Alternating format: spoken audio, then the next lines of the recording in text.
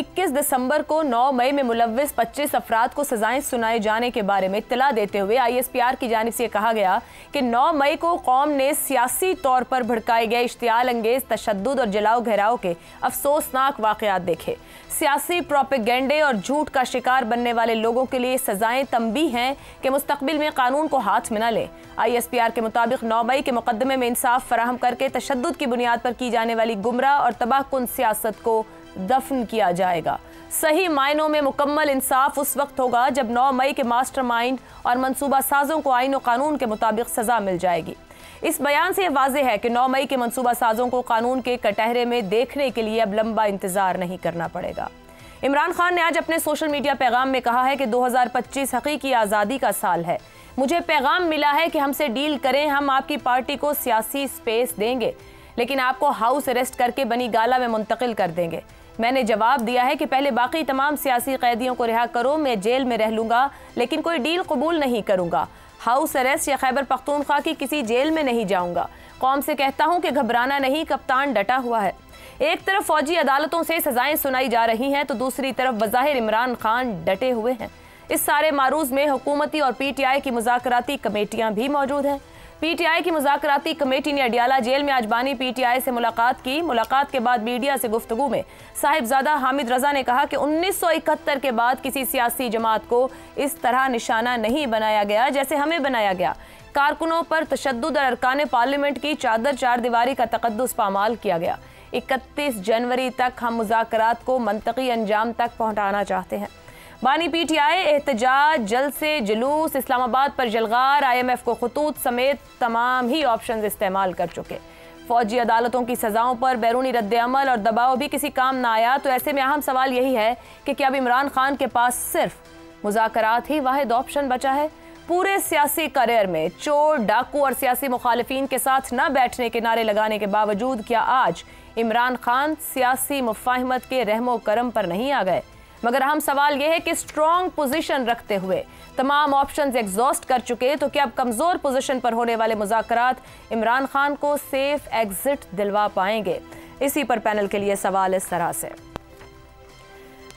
मुकम्मल इंसाफ तब होगा जब 9 मई के मास्टरमाइंड को कानून के मुताबिक सज़ा मिले। ISPR 31 जनवरी तक मुज़ाकरात से हतमी हल निकाला जाए। पाकिस्तान तहरीक इंसाफ, क्या बानी PTI को मुज़ाकरात से रिहाई का रास्ता मिल सकता है? ज़ैगम साहिब, आपके ख्याल में जो मुज़ाकरात हो रहे हैं, जितनी जल्दी PTI को है, आज बाहर आकर जिस तरीके से उन्होंने टाइम फ्रेम भी रख दिया सामने और जल्द अज जल्द नतीजे की ख्वाहिश का भी इजहार किया और साथ साथ ये भी पैगाम दे दिया कि इमरान खान कह रहे हैं जो बैरून मुल्क पाकिस्तानी वो रेमिटेंसेस बंद रखें, पाकिस्तान ना भेजें, रास्ता निकल आएगा कोई इमरान खान साहब के लिए? अगर रास्ता निकलेगा तो वो तो मुज़ाकरात से ही निकलेगा, क्योंकि सियासतदान मुज़ाकरात से ही रास्ते निकाला करते हैं। सियासतदान के लिए पहला हल भी मुज़ाकरात होते हैं और आखिरा हल भी मुज़ाकरात होते हैं। लेकिन फिर अफसोसनाक बात यह है, जैसे कि हम यहाँ बार बार कहते हैं कि एतमाद साजी बहुत ज़रूरी है मुज़ाकरात की कामयाबी के लिए, और इमरान खान बार बार उस एतमाद साजी का जो रास्ता है उसको मसदूद कर देते हैं। इसका मतलब ये है, आज जो बातें सामने आई हैं इमरान खान की तरफ से, वो तो ये है कि वो सिविल नाफरमानी का ऐलान कर चुके हैं। इस वक्त उनकी पार्टी सिविल नाफरमानी की स्टेट में है। अगर जो सिविल नाफरमानी का सिर्फ एक रूट इस वक्त तक चुना गया है, और वो रूट कोई छोटा नहीं है। अगर आप उसके मुज़बरात देखें, अगर उसके पोटेंशियल मुज़बरात देखें, वो नुकसानात जो हो सकते हैं वो तो छोटे नहीं हैं। $35 बिलियन की जो रेमिटेंसेज हैं उसके रास्ते पे नक्का लगाना, जबकि पाकिस्तान एक ऐसे बहरान से निकलने की कोशिश कर रहा है जो पाकिस्तान की तारीख का एक बदतरीन माशी बहरान था, जो पाकिस्तान ने बड़ी मुश्किल से एक डिफ़ॉल्ट की हालत से रिकवर किया है। इससे अगर ये कामयाब होता है तो फिर तो पाकिस्तान को डिफॉल्ट। ज़ैगम साहब, वैसे आज उन्होंने एक्सेप्ट किया इस बात को कि मईशत को हुकूमत ने बेहतर कर लिया है, उठा लिया है, आज उन्होंने ये भी गुफ्तगू की है।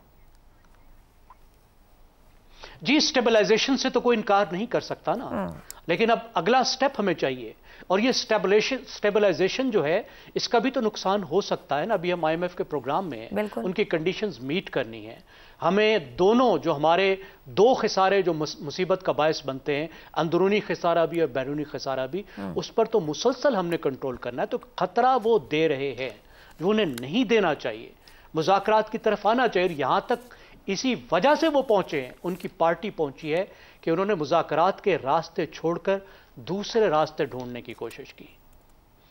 اب اس وقت صورتحال جو ہے، اب ان بیانات کی روشنی میں اگر آپ دیکھیں، اس کا تو مطلب ہے کہ ہمیں دو چیزیں دیکھنی ہوں گی کہ دوسری سائیڈ ہمیں یہ بتائے گی کہ 9 مئی کو جو کچھ ہوا اس کا ماسٹر کون تھا اور اس ماسٹر کا مائنڈ کیا تھا.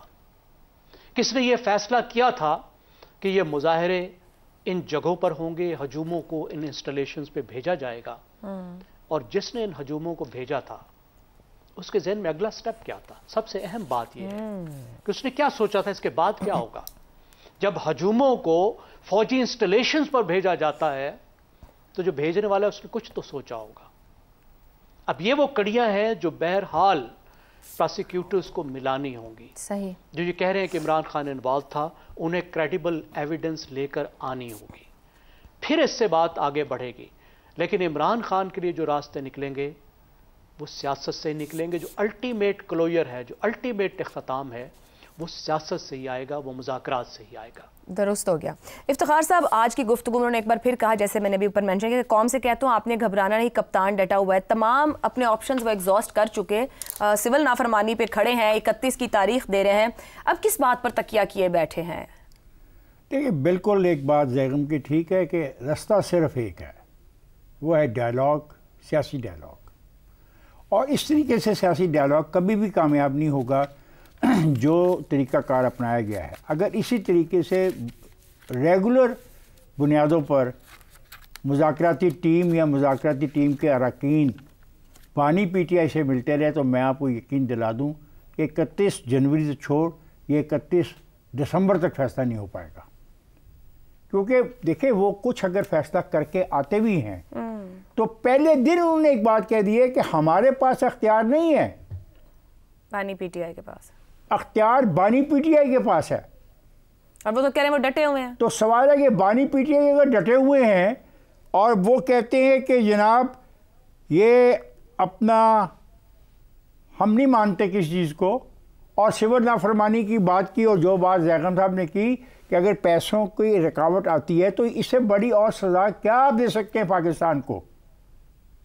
تو دیکھیں، یہ خود فیصلہ کرنا پڑے گا اس کی اپنی پارٹی کو کہ کیا ایک فرد کی خاطر ایک پولیٹیکل پارٹی کو تباہی کے راستے پہ ڈال دینا ہے، یا اس پولیٹیکل پارٹی کو جو تیسری طاقت کے طور پہ ایمرج ہوئی، نوجوانوں کی آواز بنی، اس کو کسی طور پر تباہی سے بچانا ہے. سر، وہاں تو تھاٹ پروسیس پریویل ہے کہ وہ فرد ہی پارٹی ہیں اور پارٹی ہی دیکھیں، یہ فیصلہ کرنا پڑے گا نا. یہ بیچارے اور بھی تو ہے نا، فرد تو ایک اکیلا فرد تو ایم این اے نہیں ہے کا اسٹیک نہیں ہے نا یار. پر پی ٹی آئی کے لیے کہا یہ جاتا ہے نا، یہاں ہمارے وہاں پہ لوگوں کے اسٹیکس ہیں جو قومی اسمبلی کے اراکین ہیں، جو سینٹ کے اراکین ہیں، جو صوبائی اسمبلی کے. ٹھیک ہے، کچھ لوگ اس کے نام پر بن کے آگے ہوں گے، سارے کے سارے تو اس کے نام پر نہیں آئے. اس میں ایسے لوگ ہیں جو سیاست کے اندر کافی عرصے سے اپنا رول پلے کر رہے ہیں پاکستان کی. 8 فروری نے مختلف نتیجہ دیا نا. تو کیا یہ لوگ آئے ہیں، یہ جو عمر ایوب وغیرہ کے نام آئے ہیں، یہ کیا پہلی دفعہ آئے ہیں؟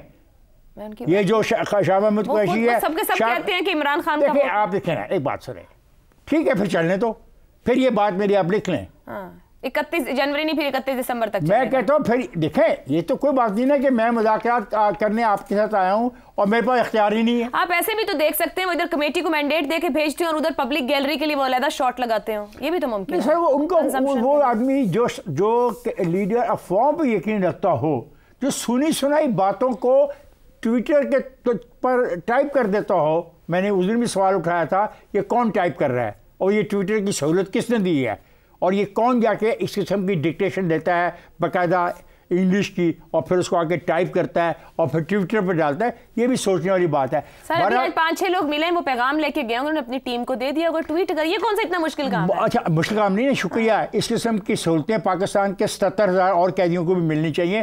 اس بحث میں الجھے بغیر میں یہ کہنا چاہتا ہوں، دیکھو یہ میرا ملک ہے, کوئی بھی ٹویٹ کر, یہ میرا ملک ہے, کوئی نہیں ٹویٹ کرنے کی کسی کو اجازت اس طرح, اور نہ اس طرح ملاقاتیں کرنے کی کسی کو اجازت ہے, اور نہ ہی کبھی جیل مینول میں یہ طریقہ کار اختیار کیا گیا ہے.